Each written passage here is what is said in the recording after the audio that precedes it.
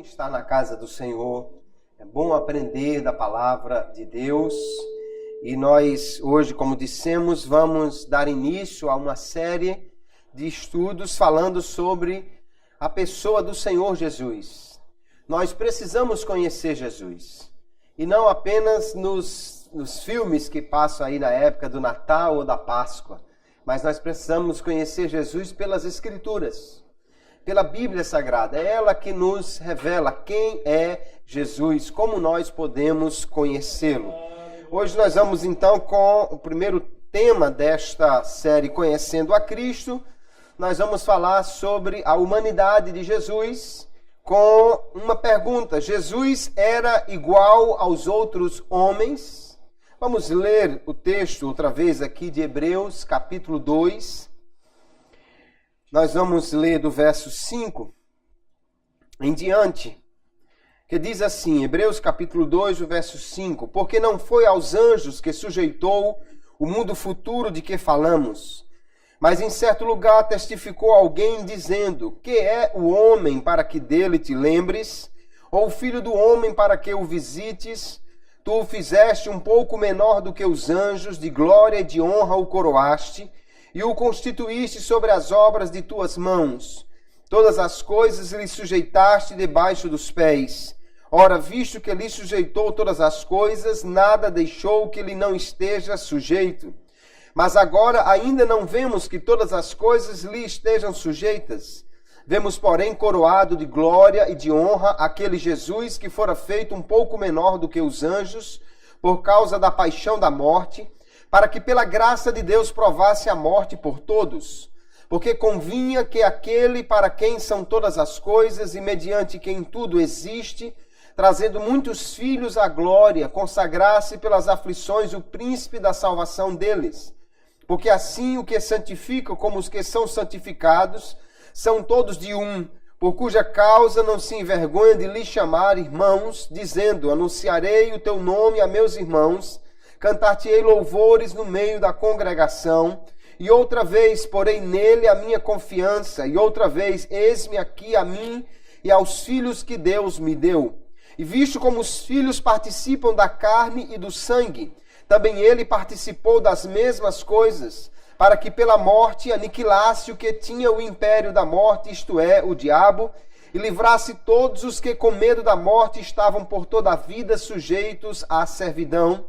Porque, na verdade, ele não tomou os anjos, mas tomou a descendência de Abraão, pelo que convinha que, em tudo, fosse semelhante aos irmãos, para ser misericordioso e fiel sumo sacerdote naquilo que é de Deus, para expiar os pecados do povo, porque naquilo que ele mesmo, sendo tentado, padeceu, pode socorrer aos que são tentados. Amém. Graças a Deus por sua palavra. Queridos, aqui o escritor da epístola aos Hebreus, ele está falando sobre a pessoa de Jesus, a superioridade de Cristo sobre diversas outras figuras. E ele vai dizer aqui que não foi aos anjos que Deus confiou a salvação, mas a alguém que foi feito homem, que foi feito um pouco menor do que os anjos. E este alguém que foi feito um pouco menor do que os anjos, ele morreu, ele foi feito assim para que pudesse morrer e provar a morte por todos, e por sua morte aniquilar o diabo e trazer então a salvação para todos aqueles que nele crerem. Este que foi feito homem, ele é aquele que ele chama de Jesus, que foi coroado de glória e de honra. Nós vemos então aqui que o escritor aos Hebreus, dizer que Jesus foi feito homem para que pudesse cumprir esta missão de salvação. No entanto, ele também tinha um outro propósito, para ser semelhante aos homens, a fim de que pudesse ser um sumo sacerdote fiel e pudesse socorrer aos que são tentados. ele diz que ele foi feito, então, em tudo, semelhante aos homens. Nós vamos, nesta noite, olhar para a palavra de Deus e buscar aprender um pouco sobre a humanidade de Cristo, atendendo a uma pergunta: Jesus era igual aos outros homens? Vamos ver, então, como diz o texto, que Jesus era no corpo semelhante aos homens. Jesus, queridos, ele tinha um corpo de carne e osso igual aos homens? E nós respondemos sim. Obviamente, Jesus nasceu como um homem, nasceu inclusive de parto normal, porque na época não tinha cesariana, né? E chorou. Se não chorou quando nasceu, mas chorou depois, porque a Bíblia diz. Quando nasceu, a Bíblia não diz, mas é bem provável que o bebê Jesus tenha chorado. Ali estava já uma grande característica de um homem, né? De alguém que era um ser humano, porque o choro é algo que pertence aos homens, não pertence aos anjos, nem pertence a Deus, mas pertence aos homens. Jesus nasceu como homem. Ele foi ali formado no ventre de Maria, teve uma gestação normal, nasceu na época certa, e ele tinha um corpo semelhante ao dos homens. No verso 14, diz aqui que os filhos participam da carne e do sangue, ele também participou das mesmas coisas. Jesus tinha um corpo de carne, ele tinha o sangue correndo nas veias, assim como eu e você. O que é um grande mistério. Paulo chama de um mistério, realmente, a encarnação, porque como é que Deus se transformou em homem, né? Como é que Deus encarnou-se? Isso realmente é algo que só Deus podia fazer. Como é que um ser infinito poderia caber num corpo finito? Jesus, então, ele autolimitou-se, né? Esvaziou-se para que pudesse habitar num corpo humano. Ele tinha, então, um corpo igual ao dos homens, só que com uma grande diferença. Ele não nasceu com a inclinação para o pecado. Ele não tinha a natureza pecaminosa. Veja que em Romanos 8, verso 3, o apóstolo Paulo, para diferenciar Jesus dos outros homens, ele diz: porquanto que era impossível a lei, visto como estava enferma pela carne, Deus enviando o seu Filho em semelhança da carne do pecado, ele veio em carne, mas não na carne do pecado. Ele era apenas semelhante. Ele era igual aos homens em carne, mas não no pecado. Ele diz: pelo pecado condenou o pecado na carne. Jesus assumiu o corpo humano, esse corpo que era pecaminoso aos homens, mas no caso de Jesus ele não foi gerado em pecado, porque o Espírito Santo estava ali naquele momento, e ele pôde, por causa desse corpo que ele assumiu, morrer para então pagar pelos pecados dos homens. Nós vamos ver então, queridos, que Jesus teve um corpo igual ao dos homens em carne e osso. Alguém quis negar isso. O apóstolo João vai dizer que quem nega que Jesus veio em carne, na realidade, é o anticristo. Há pelo menos duas heresias antigas que tentavam negar que Jesus veio em carne e osso. A primeira, chamada o docetismo, afirmava que Jesus tinha um corpo que parecia humano, mas que Jesus era só uma espécie de uma projeção, como se fosse um fantasma. Ele parecia com os homens, mas não tinha um corpo humano. Por quê? Porque ele diz que Deus não muda. Então Deus não podia ser Deus e depois ser homem, porque Deus não muda. Se Jesus era Deus, então ele não podia ter um corpo humano. Mas Deus não muda em essência.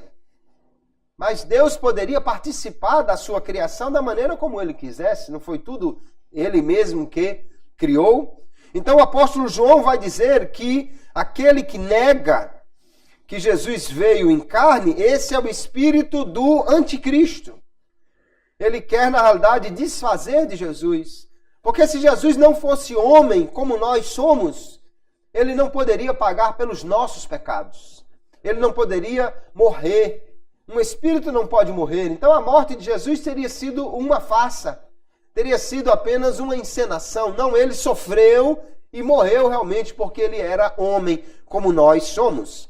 Uma outra heresia antiga, chamada apolinarismo, ensinava que Jesus tinha corpo humano, mas não tinha uma alma humana. Essa alma humana seria composta pelo Logos, né? pela consciência de Cristo, pelo Espírito de Cristo. Então Jesus era homem fisicamente, mas não psicologicamente. Também essa heresia foi negada, condenada no Concílio de Constantinopla, porque aquilo que Jesus não tomou sobre si não é curado. Se Jesus tivesse assumido só o corpo, mas não a alma dos homens, então ele não poderia pagar pelo pecado que também atinge a alma dos homens. Jesus então tinha um corpo e uma alma humana. Ele era igual a mim e a você na nossa constituição, com a exceção, obviamente, do pecado. Mas Jesus tinha um corpo igual ao nosso. Diz o texto que nós lemos que ele deveria ser semelhante aos irmãos.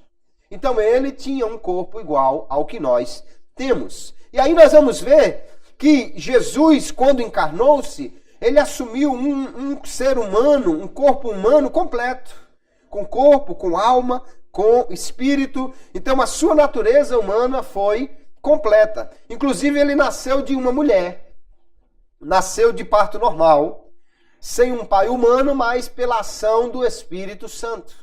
Ele não desceu do céu, ele não surgiu lá no berço. Ele foi gerado no ventre de Maria durante 9 meses, cresceu como um feto humano normal naquele útero, até que pudesse nascer de parto normal, como qualquer criança vem ao mundo. Mateus 1,18 diz: o nascimento de Jesus Cristo foi assim. Estando Maria, sua mãe, desposada com José, antes de se ajuntarem, achou-se ter concebido do Espírito Santo.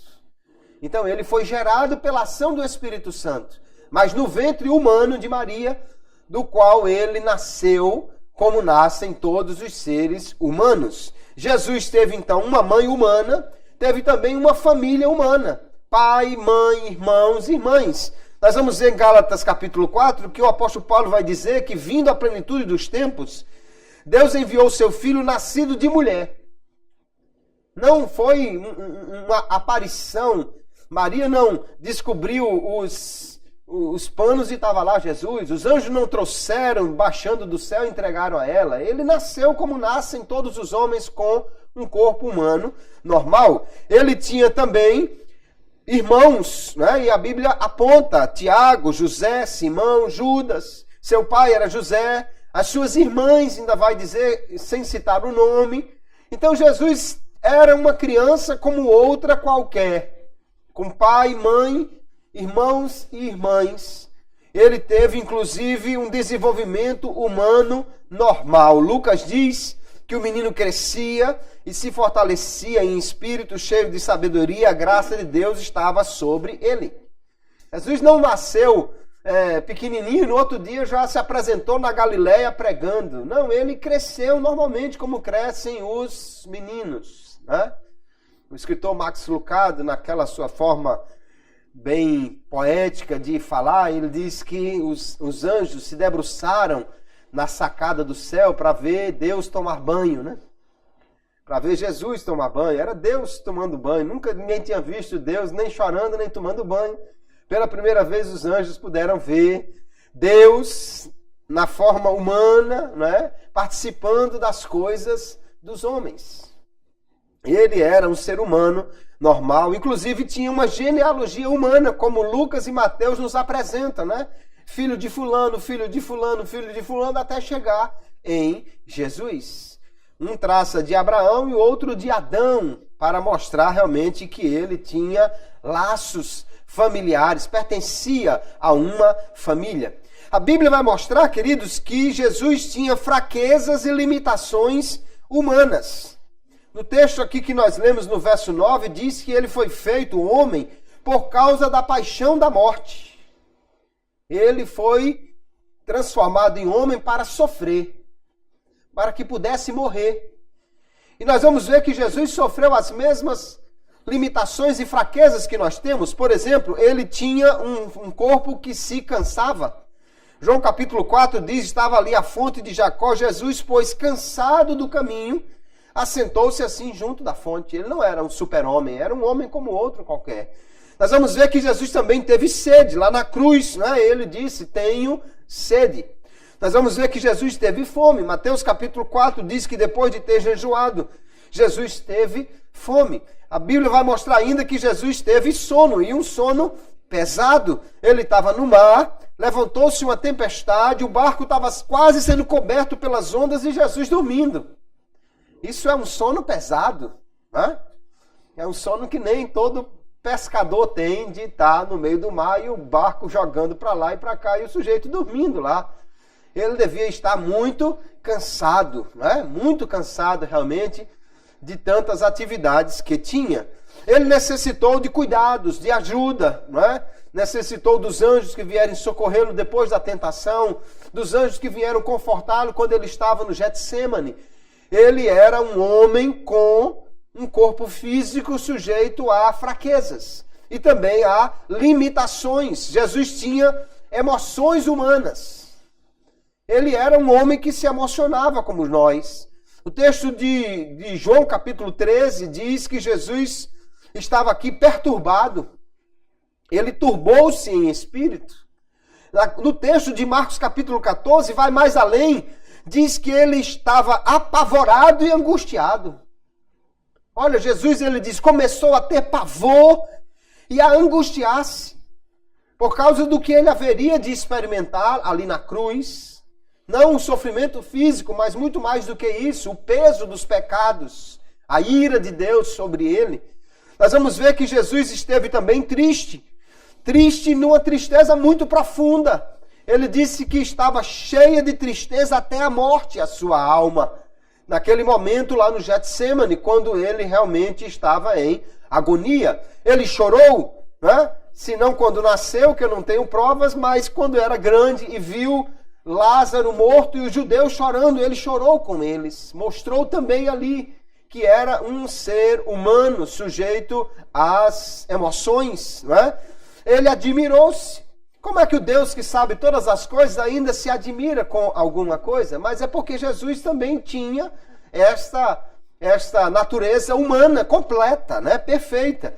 E diz aqui que ele maravilhou-se porque diz que não encontrou tanta fé como daquele capitão, e Israel não tinha encontrado entre os judeus alguém que tinha tanta fé. Jesus sentiu solidão. Ele levou os discípulos para orar com ele. E como eles não oraram, ele voltou lá e disse, vocês não puderam ficar nenhuma hora comigo?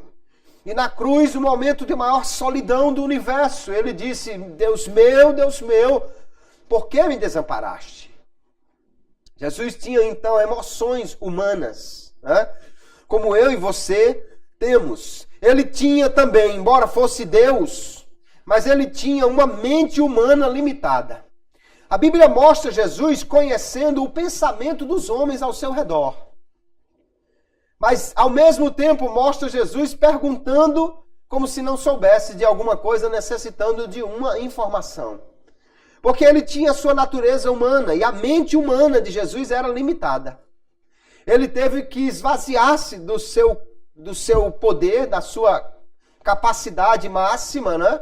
Da sua onisciência, e limitar-se a um corpo humano. Porque o cérebro humano de Jesus não cabia todas as informações que ele tinha na sua onisciência. Então nós vamos ver Jesus ao mesmo tempo conhecendo o pensamento dos homens, mas ele tinha a assistência do Espírito Santo na maioria dessas ocasiões, e também mostrando alguns momentos que ele diz que não sabe de alguma coisa. Isso não quer dizer que ele perdeu a sua onisciência, mas que limitou-a, por causa da mente humana limitada que ele tinha. Veja Marcos 13:32, aqui ele fala como um homem, dentro da sua natureza humana. Mas daquele dia e hora ninguém sabe, ele está falando do dia da sua volta para buscar a igreja. Nem os anjos que estão no céu, nem o Filho, senão o Pai. O Filho, como homem, não tinha este conhecimento.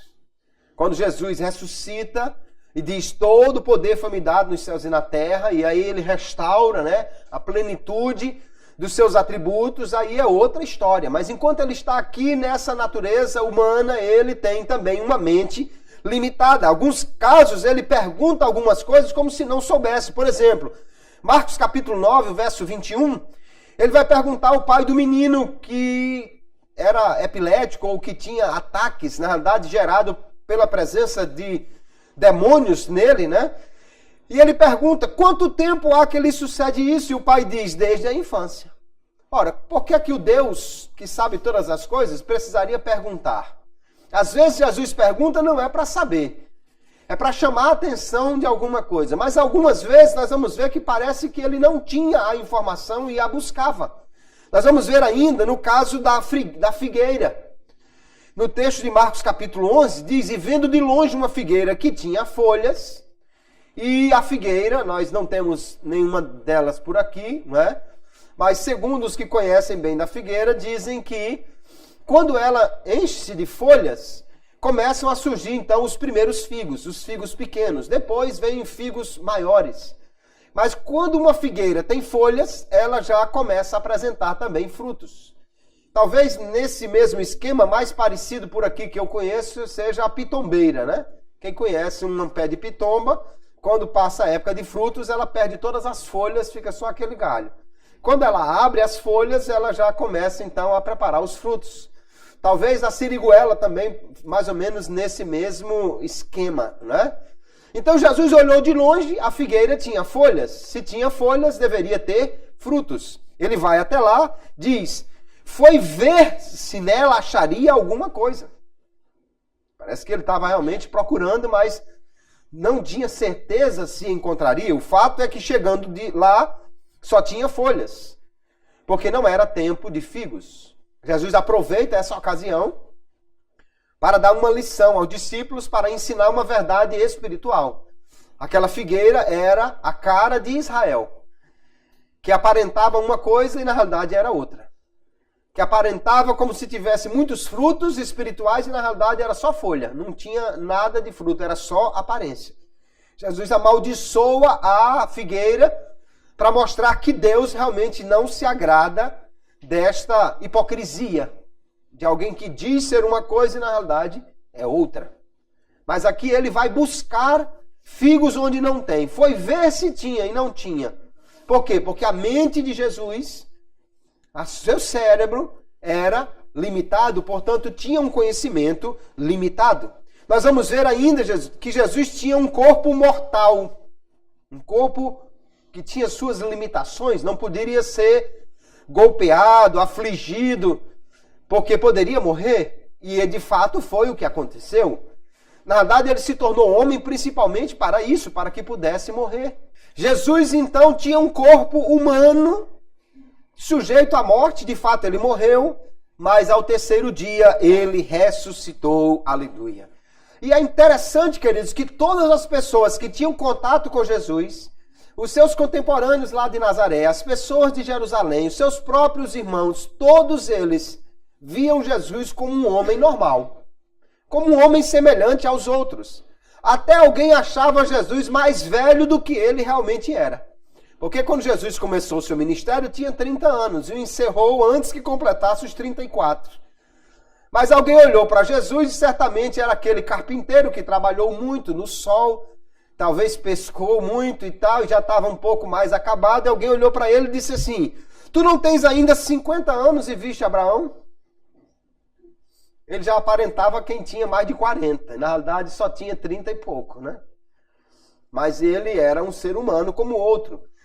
Tão era normal o corpo de Jesus que quando ele foi ser preso, Judas teve que beijá-lo para que pudesse ser reconhecido.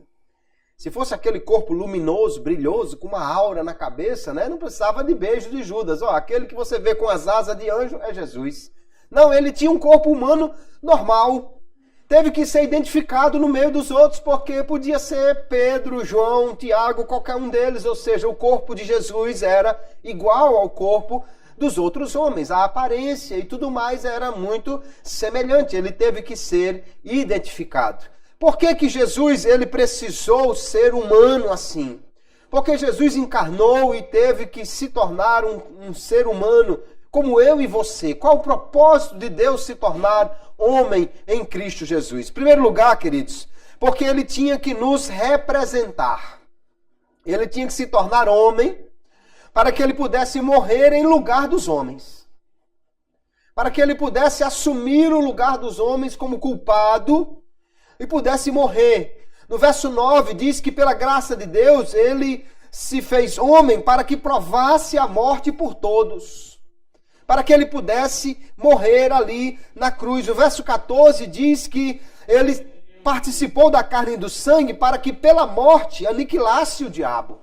Ele tinha que se tornar homem, porque ele morreria como homem para pagar os pecados dos homens, a penalidade dos homens. Gálatas capítulo 1, o apóstolo Paulo diz, o qual, ele está falando de Jesus, se deu a si mesmo por nossos pecados, para nos livrar do presente século mau, segundo a vontade de Deus, nosso Pai. Ele se deu por nós, por nossos pecados. Ele se tornou homem para morrer como homem, aleluia, e poder pagar então o pecado dos homens, o pecado que era devido a eles. Ele se tornou homem também, queridos, para que ele pudesse ser o único mediador entre Deus e os homens. O que é um mediador? É alguém que se coloca, como a palavra bem sugere, no meio.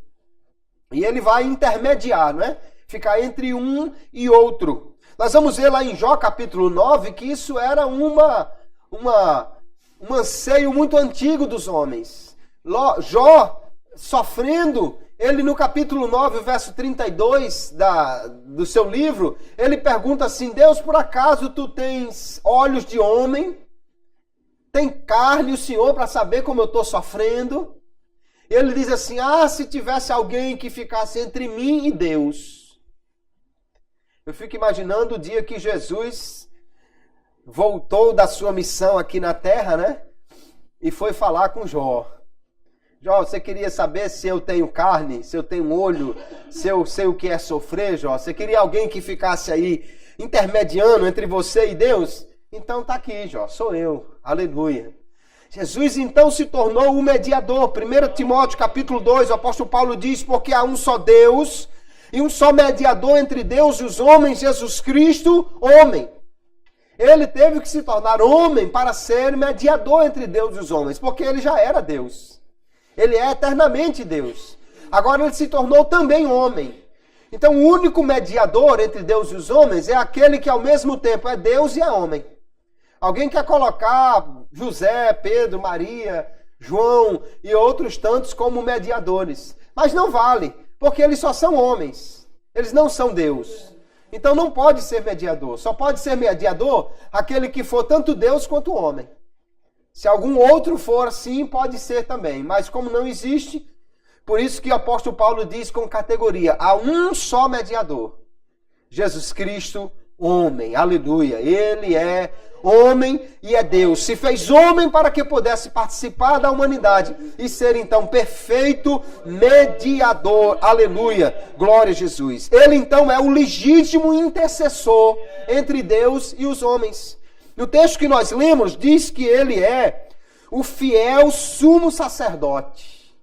O sacerdote, irmãos, o sumo sacerdote, uma vez por ano, ele entrava no Santíssimo Lugar levando o sangue.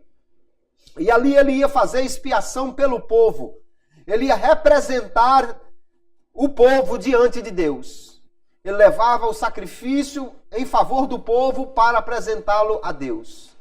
Mas aquele sacrifício logo perdia a sua validade. No ano seguinte ele tinha que entrar novamente. E no outro ano de novo. E no outro ano de novo. E aquele sumo sacerdote passava o tempo dele e vinha outro. E continuava todo ano tendo que fazer a expiação. Mas o escritor aos Hebreus vai dizer no capítulo 10 do seu livro que Jesus morreu de uma vez por todas e se tornou o sumo sacerdote que ofereceu o sacrifício definitivo. Aleluia.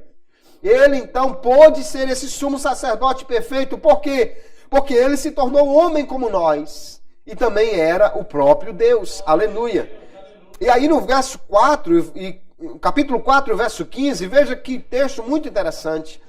Ele diz assim, porque não temos um sumo sacerdote que não possa compadecer-se das nossas fraquezas, Porém, um que, como nós, em tudo foi tentado, mas sem pecado. Cheguemos, pois, com confiança ao trono da graça, para que possamos alcançar misericórdia e achar graça, a fim de sermos ajudados em tempo oportuno. Jesus é esse sumo sacerdote, mas é um sumo sacerdote que ele diz que foi tentado em tudo como nós, mas não cedeu ao pecado. Jesus, queridos, ele já era e é, sendo Deus, conhecedor de todas as coisas. Mas alguém como Jó podia pensar que Deus não sabe o que é ser tentado, que Deus não sabe o que é sofrer, que Deus não sabe o que é ser desprezado, que Deus não sabe o que é ser traído, Deus não sabe o que é ser esquecido, que Deus não sabe o que é sofrer uma dor muito forte na carne. Alguém podia pensar, Deus não sabe o que é isso, ele está lá no céu. Primeiro, Deus sabe de tudo, mas Jesus, não só ele sabe pela onisciência que ele tem, mas ele sabe também por experiência. Aleluia. Quando você apresenta a Jesus, Jesus está doendo, Jesus. Ele diz, eu sei o que é isso, meu filho. Quando você diz, Jesus, mas eu fui traído, Jesus. O camarada disse que ia fazer assim, depois fez diferente. Jesus diz, eu sei o que é isso, meu filho. Eu passei por isso também. Aleluia. Então ele pode ser esse sumo sacerdote que se compadece das nossas fraquezas, que apresenta ao Pai as nossas dificuldades, porque ele também passou por tudo isso, amados irmãos.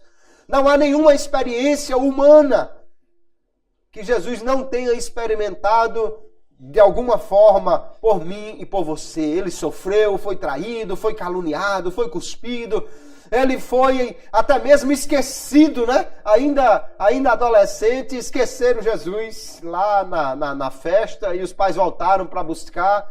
Então qualquer experiência que você tenha e você fique preocupado, mas será que Jesus sabe pelo que eu passo? Ele sabe muito bem, pode se compadecer, porque ele se fez homem, aleluia. Ele passou pelas mesmas coisas. E até mesmo por experiência, ele pode conhecer o que nós sofremos e nos socorrer nas nossas tribulações. Não tenha nenhuma dificuldade em correr para Jesus quando você estiver em dificuldade. Ele lhe entende muito bem, sabe muito bem o que você está passando. Aleluia. Jesus tinha que ser humano também para que ele pudesse vencer naquilo que o homem falhou. O homem foi colocado no jardim, Adão, o primeiro homem, para que pudesse vencer a tentação do diabo, pudesse ser vitorioso contra a investida de Satanás. No entanto, o homem Adão desobedeceu e caiu, ele e toda a humanidade, no pecado, na desgraça, na morte. Agora, Cristo veio como homem sem pecado. E ele é o segundo Adão. O último Adão, o segundo homem, ou seja, ele está representando o homem novamente.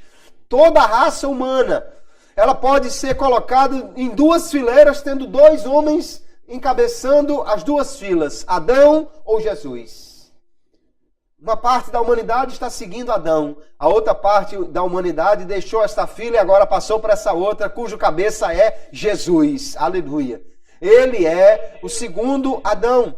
E ele obedeceu, ele venceu a tentação naquilo que Adão falhou. Assim como Adão, Jesus foi tentado por Satanás, mas resistiu às tentações e foi vitorioso. E diz o texto de Romanos capítulo 5, verso 18. Assim como por uma só ofensa veio o juízo sobre todos os homens para condenação, quando Adão pecou, toda a humanidade foi atingida por aquela sua desobediência. Assim também por um só ato de justiça, a obediência de Cristo até a morte e morte de cruz, veio a graça sobre todos os homens para justificação de vida. Aleluia. Assim como todos os homens foram alcançados pela desobediência de Adão, todos os homens são alcançados pela obediência de Cristo. É o que Paulo está dizendo. Aleluia. E ele continua no verso 19, porque como pela desobediência de um só homem, muitos foram feitos pecadores. Muitos aqui obviamente significa todos os homens, né? Não ficou ninguém de fora. Assim pela obediência de um, muitos serão feitos justos. E todos os que creem em Jesus podem ser justificados pela fé nele, aleluia. A morte de Cristo, diz o texto aqui que nós lemos no verso 9, que foi por todos. Ele morreu então por todos os homens. Porque alguém ainda é condenado? Porque não crê. É condenado exatamente pela incredulidade. Porque se cresce em Jesus, os seus outros pecados seriam perdoados. Jesus então, queridos, ele veio para vencer, se tornou homem para ser vencedor naquilo que o primeiro homem havia falhado. Nós vamos ver que o propósito de Deus em colocar o homem lá no Jardim do Éden é que o homem pudesse dominar a criação. Nós vamos ler aqui no texto que nós já lemos, no verso 8 diz: todas as coisas lhe sujeitaste debaixo dos pés. Quando Deus criou o homem, colocou o homem no Jardim do Éden e disse: domine sobre tudo. O homem era o gerente do planeta Terra, dado por Deus este cargo. Mas o homem falhou. E quando pecou, ele se tornou escravo de Satanás. E agora Satanás passou a ser o príncipe deste mundo, deste século. Porque o homem cedeu o lugar de gerente, o homem perdeu o seu domínio sobre a criação quando ele pecou. Mas aí diz o texto aqui que nós lemos, olha, não vemos ainda todas as coisas sujeitas aos homens, porque eles caíram. Mas ele diz no verso 9, vemos coroado de glória e de honra aquele Jesus, aleluia. E Jesus sim, recuperará o domínio sobre todas as coisas. E o final da Bíblia é, os reinos do mundo são do Senhor e do seu Cristo, aleluia. Ele recuperará o domínio sobre a criação. Naquilo que o primeiro homem falhou, Jesus vencerá, aleluia. Será dominador sobre toda a criação, sobre toda a terra, aleluia. Jesus, nós já lemos Hebreus capítulo 2, verso 8 e 9, ele tinha que ser humano para ser também o nosso padrão. Primeiro, o nosso padrão de vida obediente a Deus. Alguém podia dizer assim, é fácil Deus cobrar que os homens sejam obedientes, ele não é homem. Se Deus fosse homem, aí eu queria ver se ele resistia às tentações. Queria ver se ele estivesse apanhando, se ele não negava a fé. Queria ver se Deus estivesse sofrendo muito como eu estou, se ele ainda sustentava a sua fidelidade. Podia ser que alguém até que ousasse dizer algo desta natureza, né? Mas não pode fazer isso por causa de Jesus. Porque Jesus se tornou homem como nós. E um homem, como nós já vimos, que tinha fome, sede, cansaço, todo tipo de fragilidade que o corpo humano tem, Jesus tem. Jesus tinha como um ser humano que tinha um corpo igual ao nosso. Se ele passasse a lâmina na mão lá na carpintaria, cortava, doía, sangrava e se não cuidasse logo ficava pior. Ele tinha o corpo humano como nós e passou por terríveis experiências. Foi açoitado, negado, crucificado, mas foi fiel até o fim, obediente até a morte e morte de cruz. Se ele foi obediente, queridos, ele é o nosso padrão. Você quer, como homem, andar em obediência? Então olhe para Jesus, autor e consumador da nossa fé. Aleluia. 1 de João capítulo 2, então João pode dizer assim no verso 6, aquele que diz que está nele, também deve andar como ele andou. Aleluia. Nós podemos obedecer a Deus sim, como homens.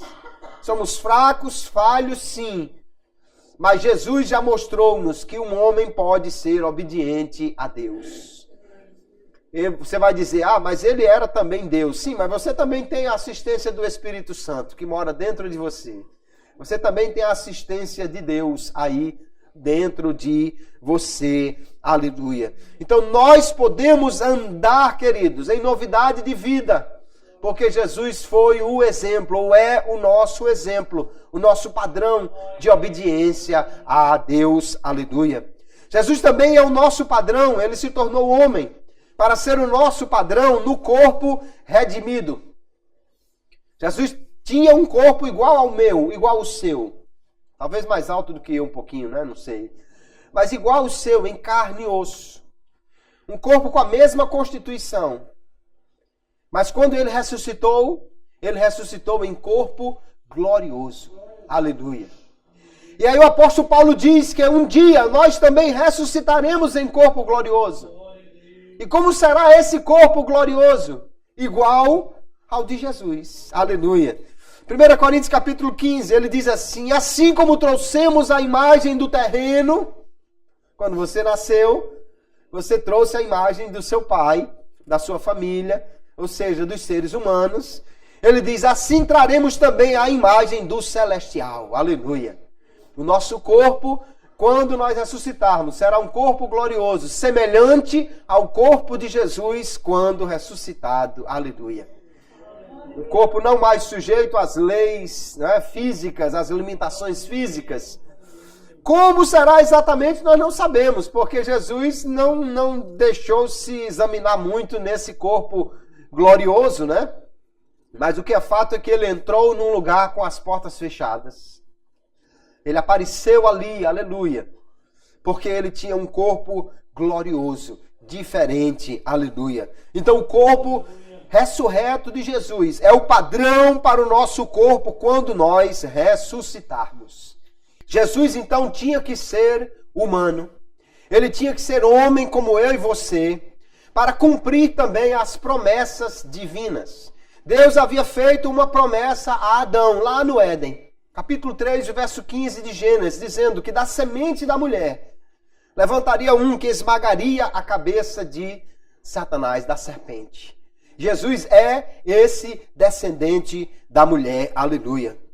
Apocalipse capítulo 12, verso 10, diz, ouvi uma grande voz no céu que dizia, agora chegada está a salvação e a força e o reino do nosso Deus e o poder do seu Cristo, porque já o acusador de nossos irmãos é derribado, o qual diante do nosso Deus os acusava de dia e de noite. Aleluia. Chegará o dia que Jesus, de uma vez por todas, vencerá Satanás e ele será aprisionado, ele será detido para sempre, porque a promessa de Deus, a primeira promessa de Deus feita ao homem lá no Éden, se cumpriu em Cristo e se cumprirá totalmente aquele dia que ele, por fim, colocar um termo nas atividades de Satanás. Jesus é o descendente da mulher.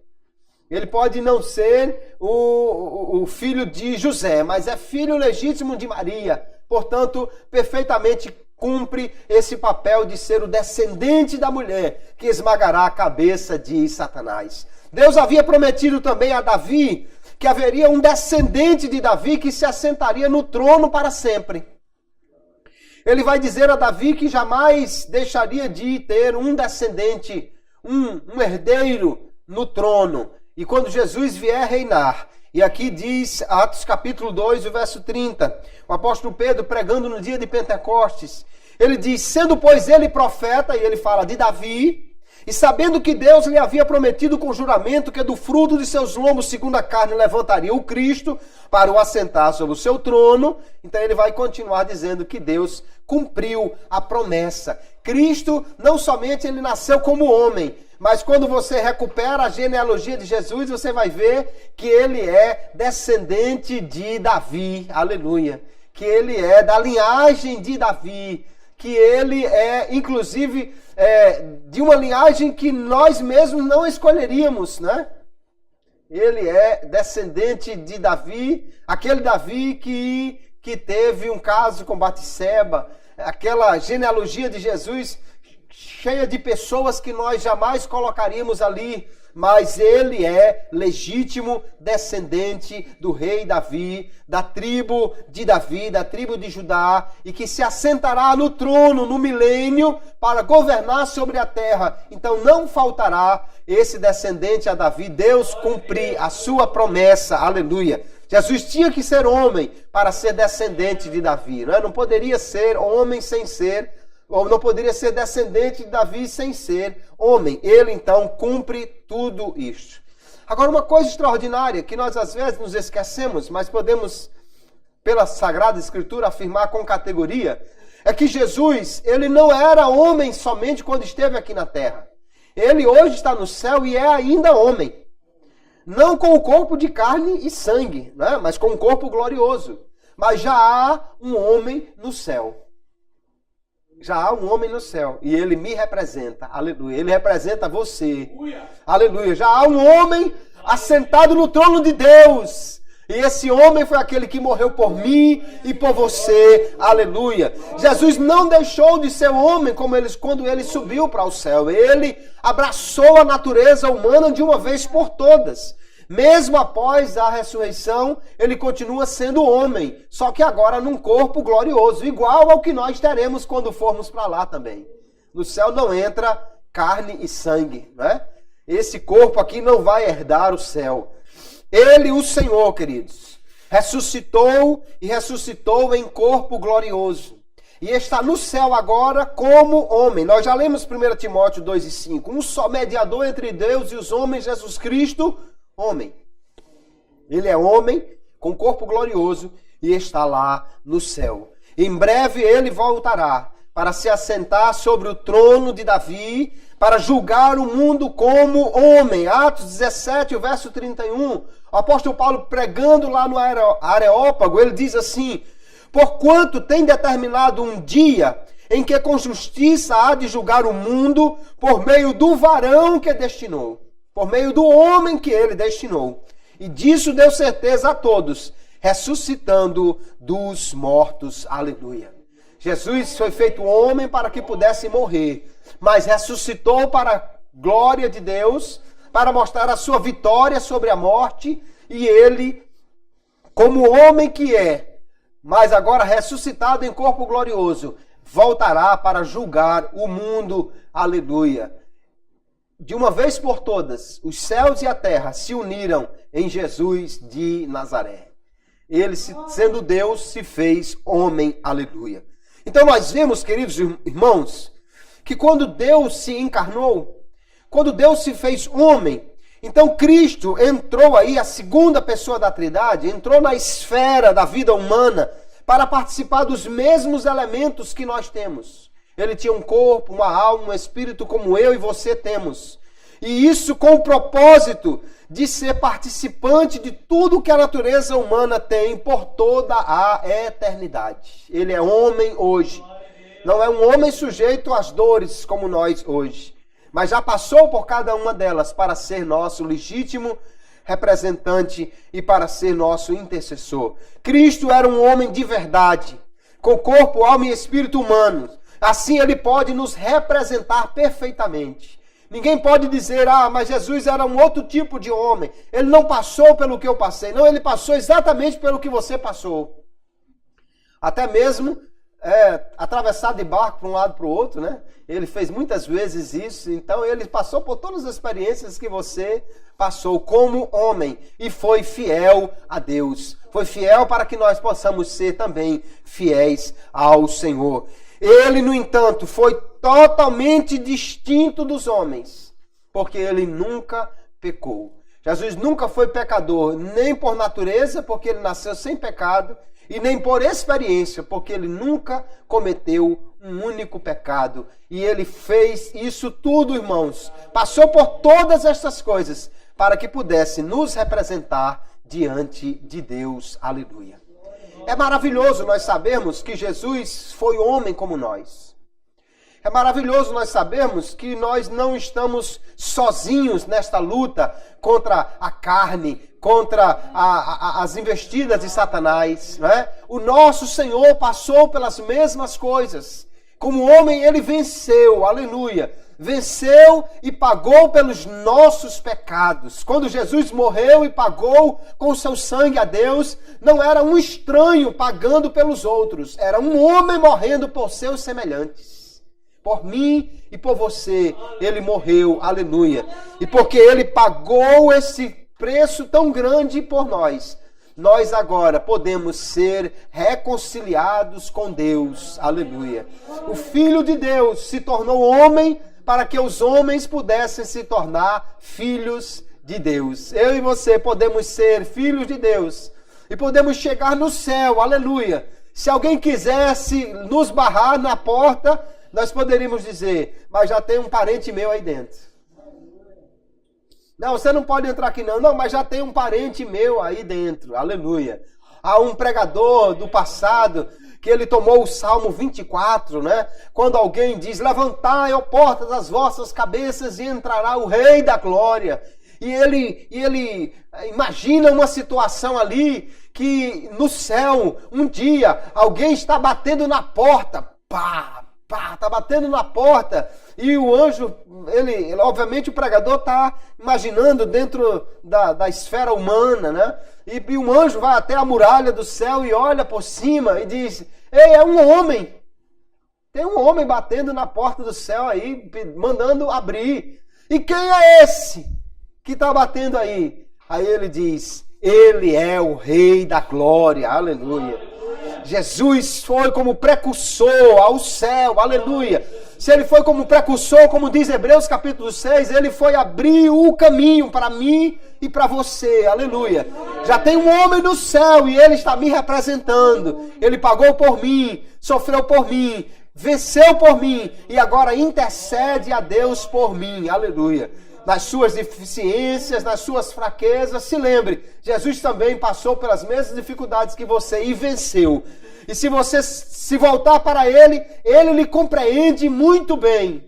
Não há situação que você diga, Jesus, eu estou passando por um aqui que o Senhor nunca viu como era. Não, Ele experimentou cada situação difícil que nós enfrentamos e pode nos socorrer, nos ajudar, aleluia.